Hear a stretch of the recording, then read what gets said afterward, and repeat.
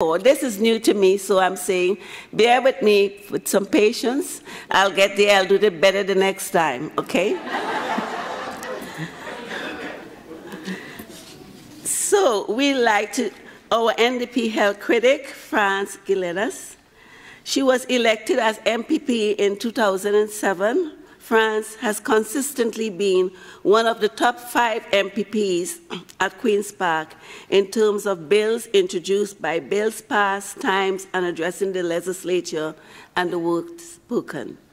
As executive director of the Community Health Center in Sudbury, France oversaw the expansion of healthcare services to many small and rural communities. She is an effective advocate for the Nickel Belt residents on important local issues such as health and long-term care, small and rural schools, water protection, and helping small businesses. Welcome, MPP France.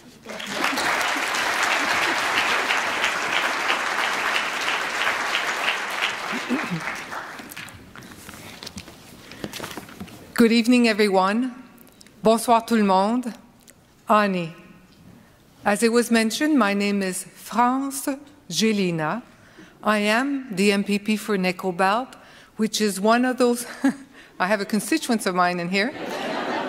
It's one of those big northern riding in and around Sudbury. People know Sudbury for their nickel mines. The mines are all in Nickel Belt, and I serve from the French River, 450 kilometers north to Ivanhoe and Folliet, and about 350 kilometers east to north. And in the middle of it, there's a riding of Sudbury. So I call Sudbury the Timbits, and I'm the donut. And donuts are better, that's all you have to remember. It is my pleasure to be able to say a few words on this important opening of RNAO 94th AGM. I start by thanking each and every one of you for the work that you do each and every day to look after us. We are very fortunate that we have such knowledgeable, caring nurses who work in Ontario and have decided to be part of RNAO to move health forward. RNAO doesn't advocate for nurses. Sure, they are a voice for nurses, but they are a voice for each and every one of us who wants our healthcare system to be better, who wants the health of each and every Ontarian to have a chance to reach their full potential. And this is what RNAO does.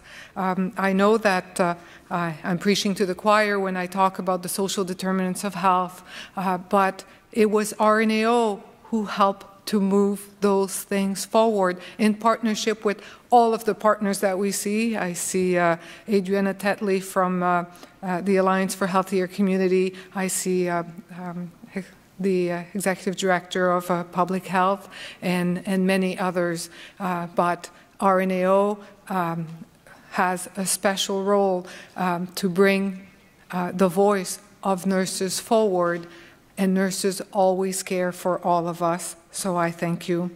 I'll start by saying that I will have to run out of here as soon as I finish my speech, and I thank the Minister of Health, Minister Halliot, for allowing me to go before her.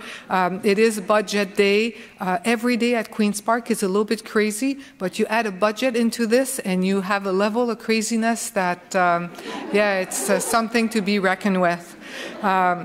So some of the stuff in the budget, I'm sure Minister Elliott will be happy to share the good news.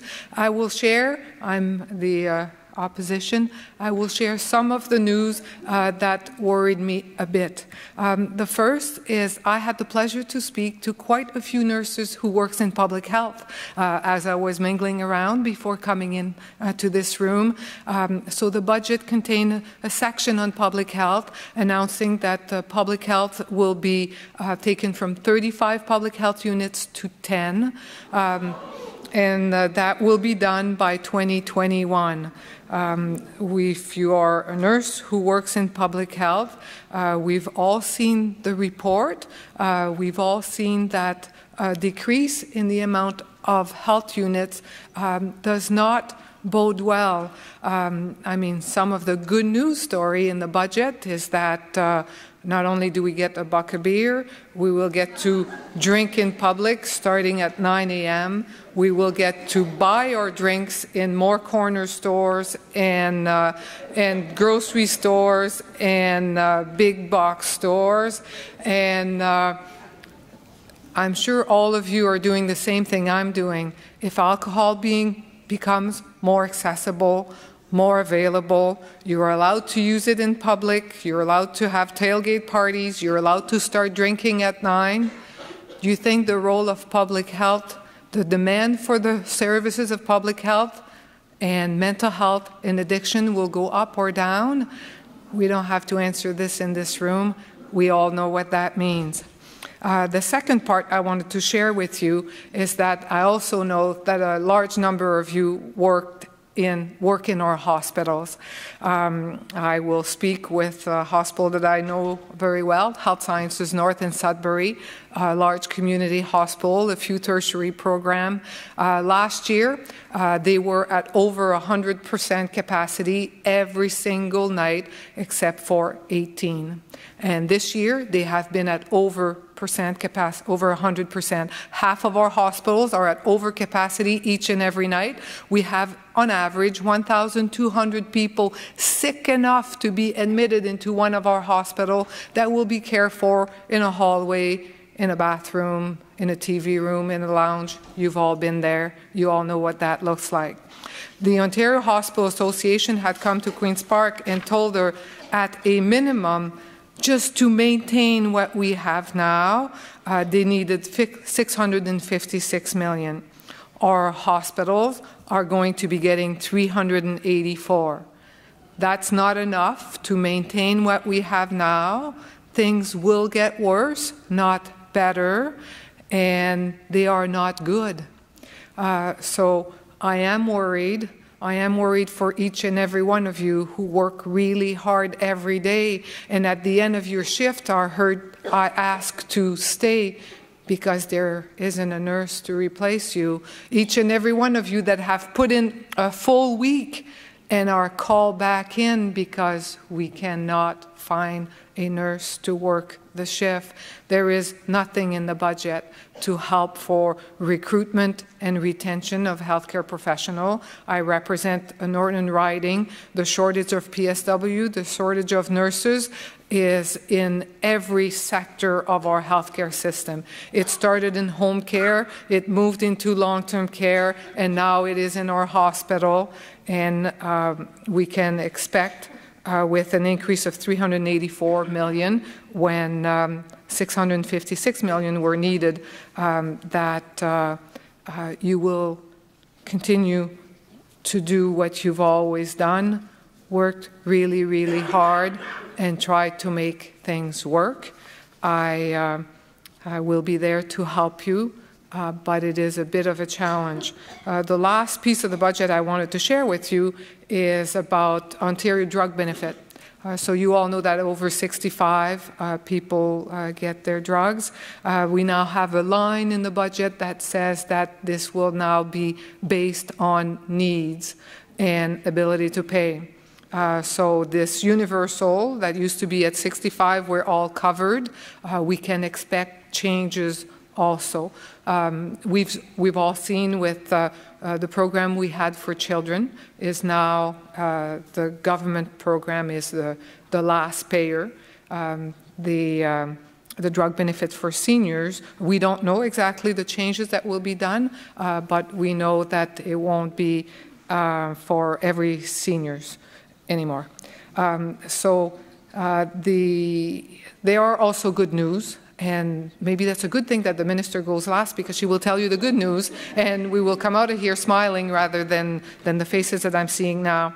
I have been the health critic for my party, the NDP, for the last 12 years.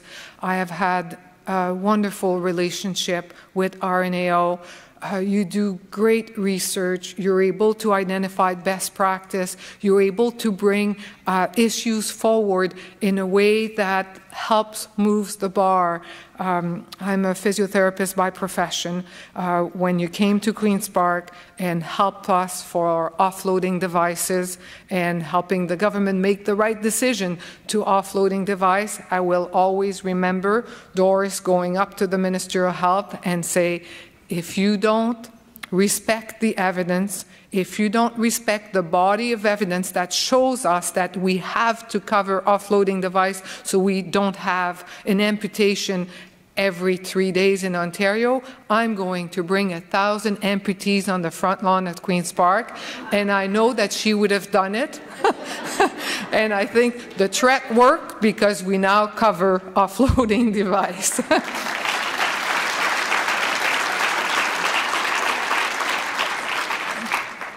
So, again, I thank you for the work that you do. C'est toujours bien apprécié. Les infirmières sont la seule profession qui est au chevet du patient 24/7 à tous les jours. On apprécie ce que vous faites, on apprécie ce que vous avez fait et ce que vous allez faire. Si je peux vous être utile, si je peux vous aider, ça va être un honneur pour moi de le faire. If I can be useful, if I can be helpful, it will be an honor for me to help you. Merci beaucoup d'être ici ce soir. Thank you for being here. Chimewech.